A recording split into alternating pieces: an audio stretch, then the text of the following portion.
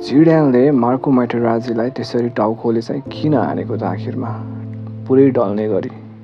आखिर मार्को मैटेराजीले त्यस्तो के भनेको थियो कि जिडानले हान्नु पर्यो। गेम त इटलीले नि जितेको थियो। फुल टाइम चाहिँ स्कोर 1-1 थियो। सुरुमा चाहिँ गेम स्टार्ट भयो। गेम स्टार्ट भएपछि 7th मिनेटमा फ्रान्सले चाहिँ पेनाल्टी पाएको थियो। पेनाल्टी स्कोर गर्ने जिडान नै हो। त्यसपछि 19 मिनेटमा कर्नरबाट मार्को मैटेराजीले गोल गर्यो। त्यसपछि फुल टाइम 1-1 भयो। त्यसपछि 110 मिनेटमा चाहिँ यो घटना भएको हो।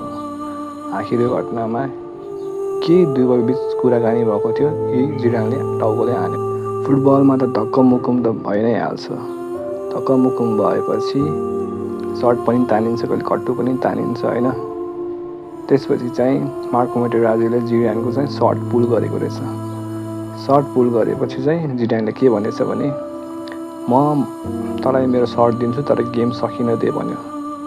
त्यसपछि मार्को मैटेराजीलाई चाहिँ के भनेछ भने मलाई तेरो सर्ट चाहिँदैन, मलाई तेरो दिदी बहिनीको सर्ट चाहियो। यति भन्ने बित्तिकै रिस उठिहाल्यो अनि जिडानले हानिदिइहाल्यो। यो गेम चाहिँ फुल टाइम पेनाल्टीमा चाहिँ इटलीले जित्यो 5-3ले। डेभिड टेरिजेगेटले चाहिँ पेनाल्टी चाहिँ मिस गर्यो। त्यसपछि इटलीले जित्यो। एन्ड नेक्स्ट डे चाहिँ एकदमै क्रिटिसिजम भयो थियो मिडियाहरूमा, जबकि फ्रान्स र अरबको मिडियाहरूले चाहिँ जिडानले नै सपोर्ट गरेको थियो। पछि चाहिँ एउटा स्ट्याच्यु पनि बनेको थियो कतारमा, यस्तो स्ट्याच्यु, एन्ड पछि यो फेरि हटाइयो यो स्ट्याच्यु।